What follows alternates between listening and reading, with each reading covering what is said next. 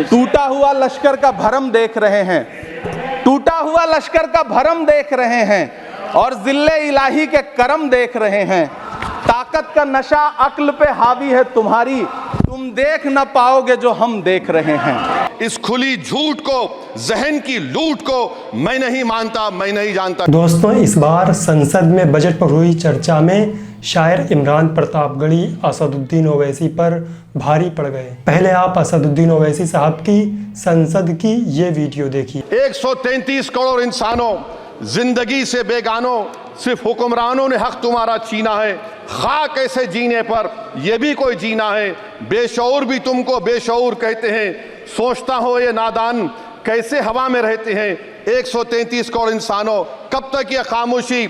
चलते फिरते जिंदानों, गरीब खवातीन, नौजवानों, किसानों से रोने की सदाएं आती हैं। जब शबाब पर आकर खेत लहलाता है, किसके नैन रोते हैं, कौन मुस्कुराता है? काश तुम भी समझो, काश तुम भी जानो किस कदर भयानक है जुल्म का ये ढब। देखो रख से आतिश आहन देखते ही जाओगे, होश में ना आओगे। और अनएम्प्लॉयमेंट पर अभी बोला गया नौकरियां दे रहे हैं, तो शायर ने इनके बारे में अच्छा कहा कि फूल शाखों पर खिलने लगे तुम कहो, जाम जिंदों को मिलने लगे तुम कहो, चाक सीनों के सिलने लगे तुम कहो। इस खुली झूठ को, जहन की लूट को मैं नहीं मानता, मैं नहीं जानता। शुक्रिया मैडम। भारत की सबसे बड़ी अक़लियत मुसलमान है, 17 करोड़। मैं हुकूमत से जानना चाहता हूं कि क्या 17 करोड़ मुसलमानों में गरीब नहीं है, नौजवान नहीं है, किसान नहीं है, ख़वातीन नहीं है? वतन अजीज़ में सबसे गरीब मुसलमान है, सबसे ज़्यादा नाखवानगी मुस्लिम ख़वातीन में। AIDS और PLFS का डेटा ये बताता है कि मुसलमानों में सबसे कम असासे हैं और कंजम्पशन लेवल दूसरे मजहबी ग्रुपों के बनिस्बत सबसे कम है। तालीमी इदारों में मैडम 15 और 24 साल की उम्र में भर्ती एनरोलमेंट में मुसलमानों की सिर्फ 29%, शेड्यूल कास्ट की 44%, हिंदू OBC के 51% और हिंदू अपर कास्ट की 59% है। हायर एजुकेशन मुसलमानों का एनरोलमेंट सिर्फ 5% है। PLFS का 2018-19 का डेटा वेज एम्प्लॉयज़ बताता है कि मुसलमान 22% थे, 2022-23 में 15% हो चुका है। सेल्फ एम्प्लॉयमेंट में मुसलमान, हिंदू, सिख से ज़्यादा 58.4% है। रेगुलर वेज एम्प्लॉयमेंट में सबसे कम मुसलमान है 15% और कैजुअल लेबर में सबसे ज़्यादा मुसलमान 26% है। तो मुसलमानों का शेयर रेगुलर एम्प्लॉयमेंट में लॉस हो रहा है एम्प्लॉयमेंट का। मुसलमान नौजवानों का ना रोज़गार मिलता है, ना तालीम के मौक़े, ना हुकूमत उनको कोई तरबियत सहूलत दी जाती है। मैं मोदी हुकूमत को एक मुसलमानों का एक अछूत बना दिया है, ना कोई सियासी नुमाइंदगी है, ना मुल्क की तरक्की में इनका कोई हिस्सा दिया जा रहा है। मैं मैडम माइनॉरिटी वेलफेयर मिनिस्ट्री में 2023-24 में 38% की बजट में कमी कर दी गई, 5,000 से 3,000 करोड़ कर दिया गया। इस साल के बजट में सिर्फ चंद 100 करोड़ का इजाफा किया गया, मगर 23-24 के बजट के लेवल पर पैसे मुख्तसर नहीं किए गए। ये मोदी हुकूमत की बदनीयती और झूठा कमिटमेंट है, झूठा कमिटमेंट अक़लियतों के ताल्लुक से। तालीम के उस अक़लियती स्कॉलरशिप मैडम अक़लियतों के गरीब तलबा और तालिबात को दी जाती रकम में कमी कर दी गई।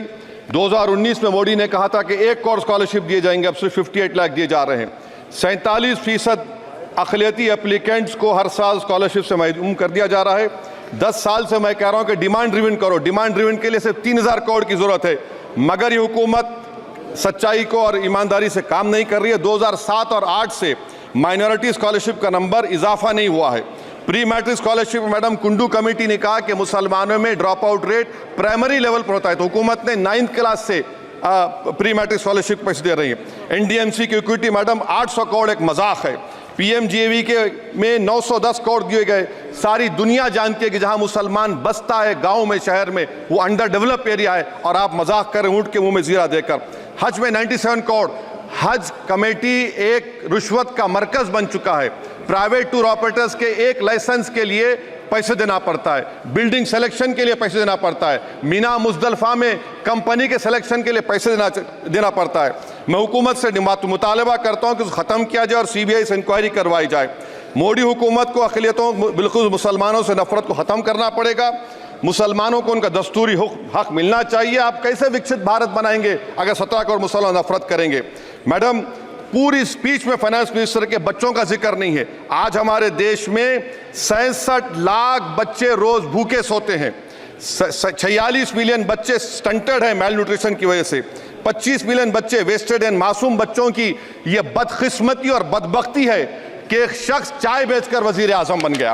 अब आप कांग्रेस नेता शायर इमरान प्रतापगढ़ी की संसद की ये वीडियो देखिए। सभापति महोदय, एक तरफ तो इस बजट में पीएम आवास योजना के तहत 3 करोड़ अतिरिक्त मकान देने की घोषणा है और दूसरी तरफ लखनऊ के अकबर नगर में 1280 वो मकान हैं जिन्हें रिवर फ्रंट बनाने के नाम पे बुलडोजर से जमींदोज कर दिया गया।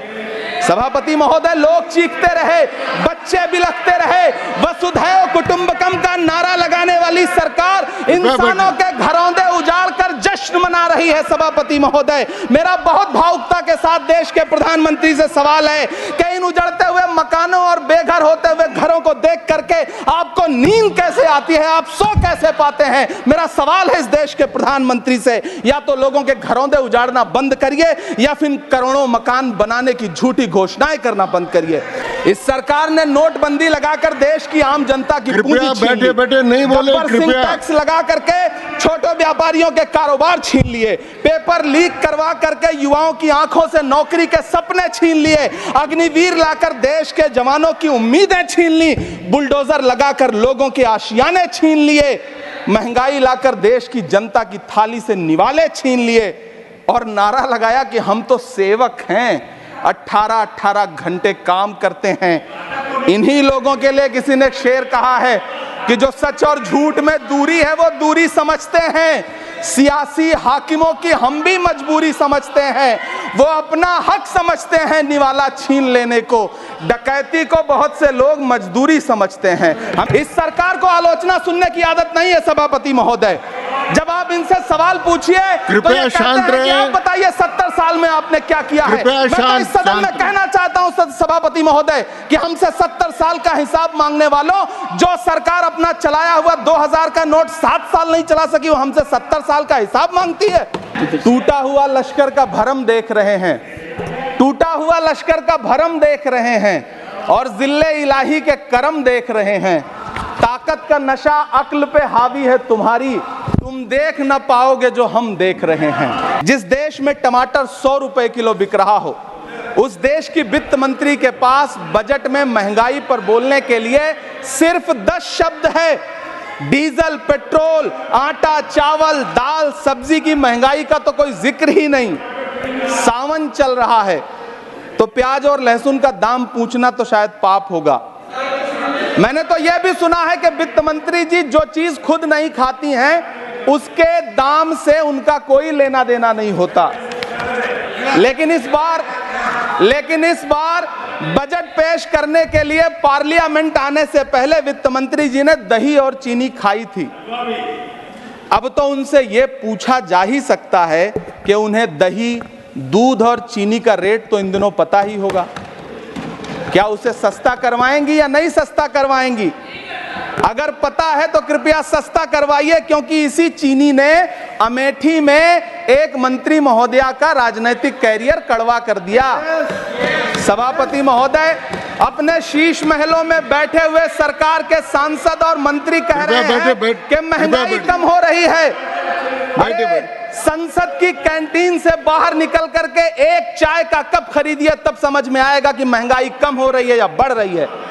किसी एक दिन अपनी किसी मजदूर की तरह अपनी दिन भर की दिहाड़ी लेकर के बाजार जाइए और अपने बच्चों के लिए राशन खरीदिए, तब पता चलेगा कि महंगाई कम हो रही है या नहीं हो रही है। यहां बैठ करके बड़ी बड़ी बातें करना आसान है। ये चूनर धानी धानी भूल जाते, ये पुरवा की रवानी भूल जाते, जो आकर 4 दिन गांव में रहते तो सारी लंतरानी भूल जाते। सभापति महोदय, इलेक्टोरल बॉन्ड खरीदने के नाम छुपाने वाली सरकार, इलेक्टोरल बॉन्ड खरीदने वालों के नाम छुपाने वाली सरकार इन दिनों आम के ठेला लगाने वालों के नाम जानना चाहती है। मुझे तो होटलों, ढाबों या आम के ठेलों पर नेम प्लेट लगवाने वालों से पूछना है कि कभी खून की बोतल पर देखा है किसी का नाम लिखा हुआ? मुझे पूछना है कि क्या कोरोना के दौरान अपनी उखड़ती हुई सांसों के लिए ऑक्सीजन तलाशने वाले किसी इंसान ने ऑक्सीजन लाने वाले किसी इंसान से पूछा था कि ऑक्सीजन लाने वाला इंसान हिंदू है या मुसलमान है? मुझे पूछना है कि लावारिश लाशों के लिए कोरोना में कांधा देने वाले, चिताओं के लिए लकड़ियां सजाने वाले किसी इंसान से पूछा गया था उसका नाम, उसका मजहब लेकिन इन दिनों पूछा जा रहा है सभापति महोदय, अफसोस देश के प्रधानमंत्री जी ने कभी न टूटने वाली चुप्पी ओढ़ ली है। सभापति महोदय, जनता ने 63 सीटें कम क्या कर दी, ये सरकार तो अमृतकाल का नाम लेना ही भूल गई। ये भूल गई है अमृतकाल को, ये भूल गई है मनरेगा को, ये भूल गई है मौलाना आजाद नेशनल फेलोशिप को, ये भूल गई है मणिपुर को, ये भूल गई है महाराष्ट्र को। सभापति महोदय, मैं वित्त मंत्री जी के संज्ञान में लाना चाहता हूं कि किशनगंज में एएमयू सेंटर के पास 224 एकड़ जमीन है। यूपीए सरकार ने सोनिया गांधी जी की अगुवाई में 136 करोड़ रुपए एएमयू किशनगंज सेंटर के लिए सेक्शन किए थे, लेकिन आपकी सरकार ने पिछले 10 साल में उस 136 करोड़ में से सिर्फ 10 करोड़ रुपया रिलीज किया है। 1.5 करोड़ की आबादी वाला सीमांचल बेहतर शिक्षा के लिए उस सेंटर की बाट जोह रहा है। मेरा आपसे सवाल है कि इस सेंटर का बाकी पैसा आप कब रिलीज करेंगे? मुझे उम्मीद है वित्त मंत्री महोदया जवाब जरूर देंगी। सीमांचल उसी बिहार में आता है जिसकी बैसाखी के सहारे आपकी सरकार चल रही है। वहां के लोगों को एम्स की जरूरत है। महानंदा और कोसी से होने वाली बाढ़ की तबाही को रोकने के लिए बांध बनाइए, सीमांचल के साथ सौतेला व्यवहार बंद करिए। इकोनॉमिक कॉरिडोर बनाने से किसी राज्य का विकास नहीं होगा, विकास होगा स्वास्थ्य और शिक्षा के बुनियादी मुद्दों के लिए बजट देने पर। आखिर में यह कहना चाहता हूं कि पिछले 7 दिन से इस बजट का बड़ा ढिंढोरा पीटा जा रहा है, इसे महान बताया जा रहा है, लेकिन कौन महान बता रहा है? सत्ता पक्ष के लोग, उन्हें तो बताना ही है। क्योंकि मैं अवध क्षेत्र से आता हूं, प्रतापगढ़ से, नीरज भाई भी अवध और पूर्वांचल से आते हैं। वहां एक कहावत है कि बिटिया की तारीफ किसने की? बिटिया की महतारी ने, यानी कि बेटी की प्रशंसा किसने की? मां ने। तो इस बजट की तारीफ सत्ता पक्ष करे तो करेगा ही, लेकिन विपक्ष के एक भी सांसद से आप पूछिए कि क्या उसके राज्य को कुछ मिला है, तो वो ये कहेगा कि नहीं, कुछ भी नहीं मिला है। बहुत बहुत धन्यवाद सभापति महोदय, मुझे आम बजट पर अपनी राय रखने के लिए। दोस्तों, आपको खुद पता चल गया होगा कि संसद के इस भाषण में शायर इमरान प्रतापगढ़ी ने बैरिस्टर असदुद्दीन ओवैसी को भाषण में पीछे छोड़ दिया है। और आपको बता दें, संसद टीवी पर असदुद्दीन ओवैसी साहब के व्यूज़ 60,000 के आसपास हैं, और वहीं शायर इमरान प्रतापगढ़ी के आज तक पर अपलोड इस वीडियो पर 8 लाख से ज़्यादा लोगों ने देखा है। दोस्तों, अगर आपको शायर इमरान प्रतापगढ़ी पसंद हैं तो इस वीडियो को लाइक करने के बाद कमेंट में अपनी राय ज़रूर बताएं। अगर आपको बैरिस्टर असदुद्दीन ओवैसी साहब भी पसंद हैं तो इस वीडियो को आगे ज़रूर शेयर करें। और अगर आपने अभी तक हमारे चैनल को सब्सक्राइब नहीं किया तो सब्सक्राइब करने के बाद बेल आइकन ज़रूर दबा लेना। शुक्रिया।